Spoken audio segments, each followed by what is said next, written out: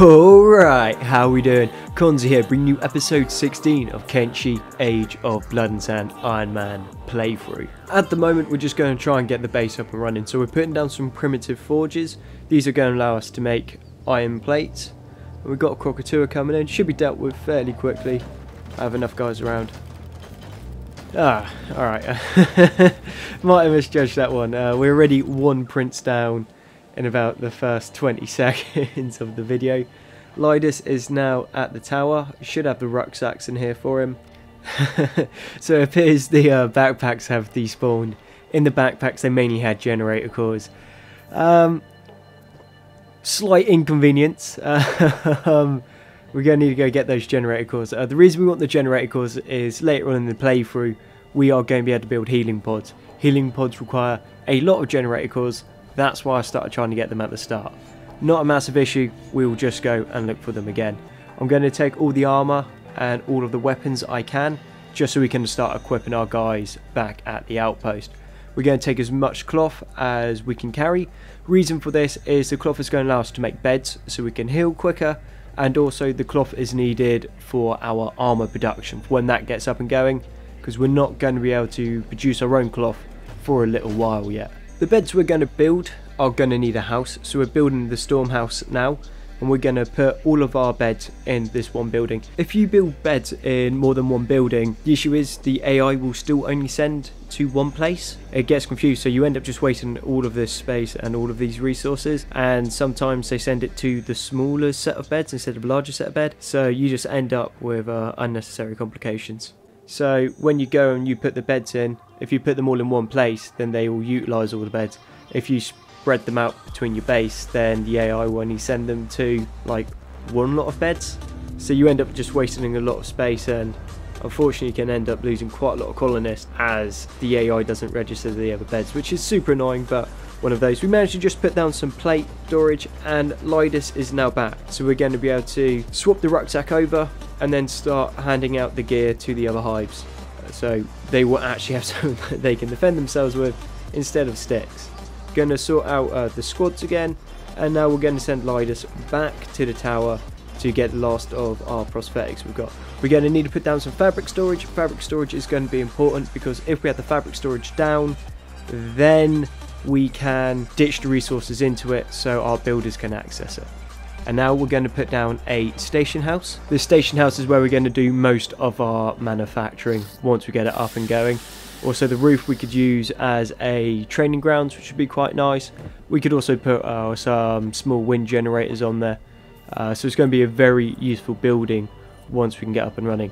Now we're getting the prosthetic parts. I got ahead of myself, my bad. And then we're just going to get back across to the base.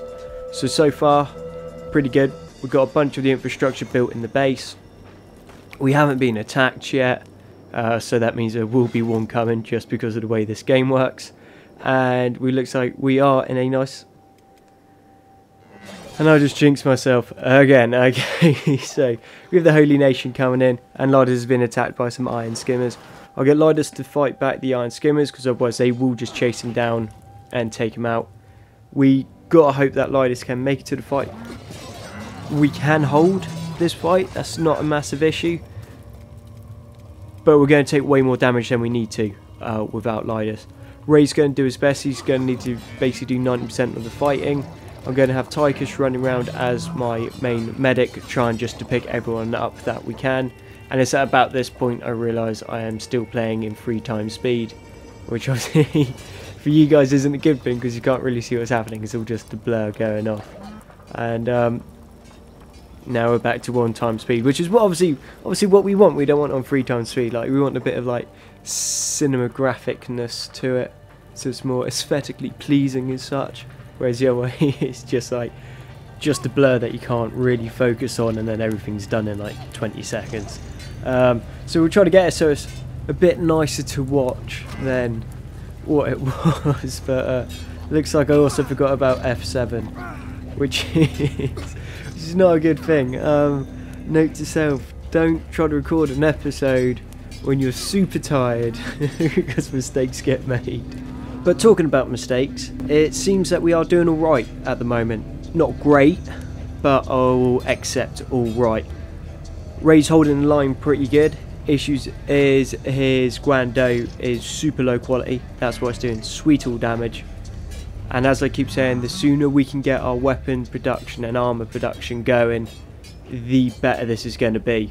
Because at the moment we are fighting with some incredibly terrible equipment. We got materials trader on the way. That could be useful because sometimes they have hive culture books. Once we get all the hive culture books and we can research the hive armor, this playthrough is going to take a turn and we are going to be very well off for it. Now this is a hard choice. I am going to need to drop Lidus's samurai armor, otherwise he is not going to have enough speed to get to us in time. Thankfully we haven't taken too much of a kicking. Yeah, everyone's down, we're missing body parts, those sort of things, but it is manageable at the moment. However, we do need Lidus in because I need to start healing guys real soon, or we're just going to have loads of my hives bleed out. Issue with hives, yes, they have a low bleed rate than any of the other races in the game, but they lose limbs quickly, and if you lose a limb your bleed out rate goes through the roof, and hivers don't have that much blood either. So I'm going to need to try to pick apart as much of the Holy Nation as I can, and then if I have any chance or a break at all, need to start healing my guys. Alright, sweet. Tychus is up. We'll get Tychus onto passive. He's got a medikit, and we're going to get him healing like the most important hives first, all the ones that are going to bleed out. So I'm going to need to make sure that I check Smith and Emmett. They are the two most important hives after Lidus and Ray. If I lose those guys, it's probably 22 to 28 days in game time to get them up to the level that they're at the moment for their smithing ability and their armor smithing.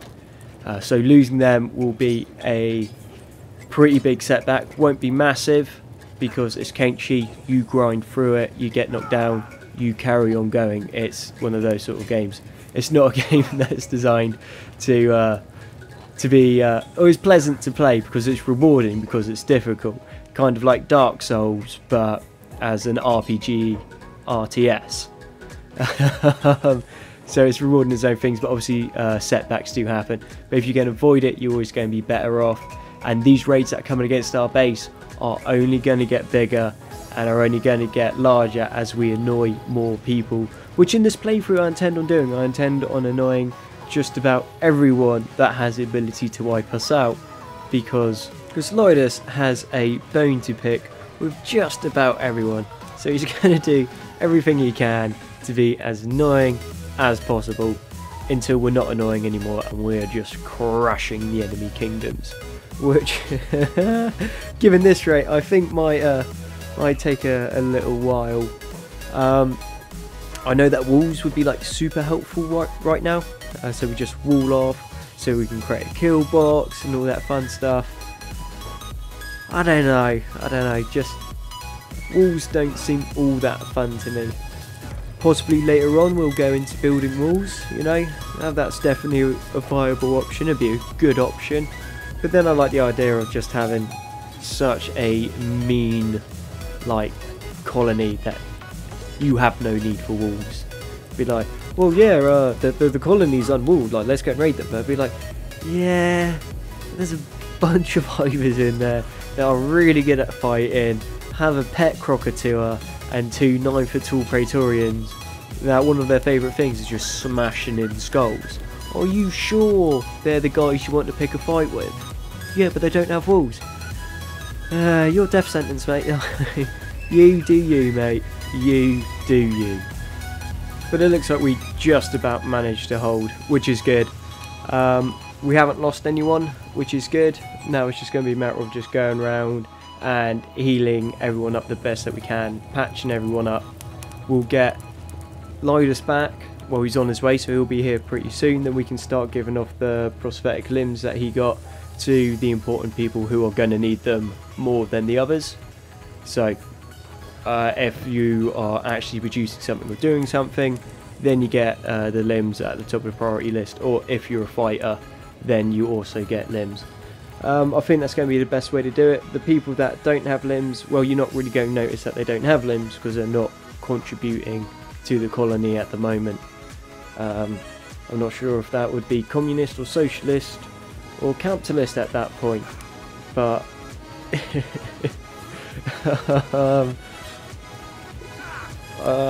one of them maybe. Let's avoid politics. And amazing, we have actually lost someone. We lost Jinzi. I don't remember who he was or what he done. Another nameless hive that has died in Lidus's grand adventure. Losses happen, you know. Not an issue.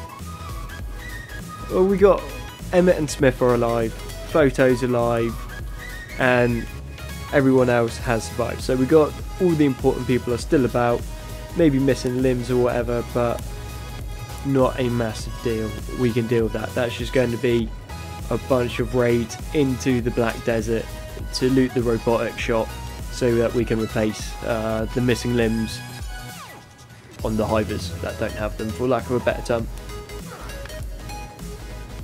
Now it's just going to be a mop-up exercise for the stragglers that are left. There's one or two of them about. Not a massive issue, it's really not.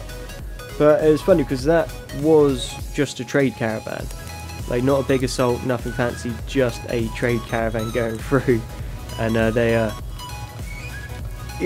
caused quite a lot of damage. But considering, like, when I had Ray and Lidus just a few episodes ago, they went in and ambushed these trade caravans with next to no problem. So, just a concept of how weak my hives are at the moment. Lidus and Ray by themselves done it with no issue, but when it was Ray and what, like 20 odd other hives, and only just managed to pull it off and still lost someone, it kind of goes in perspective on how insanely strong Lidus is. But I mean, if you lock someone in a cage for a month and all you do is just kick them in every couple of hours, that person is either going to die or become super tough. And in this case, Lidus just becomes super tough, like hard as nails now. I think his toughness is like level 80, which is insane. Okay, so the bandit demands have shown up, and so's Lidus, which is perfect. What we'll do is we'll just get Lidus to go over, talk to the bandits, see what they want, and no, stab in the face. Okay. The other guys have run off, just left that one guy, and now we've finished them off. Sweet. So that's the bandit demands dealt with, the trader caravan is now dealt with, and I think with that we are going to need to bring this episode to an end.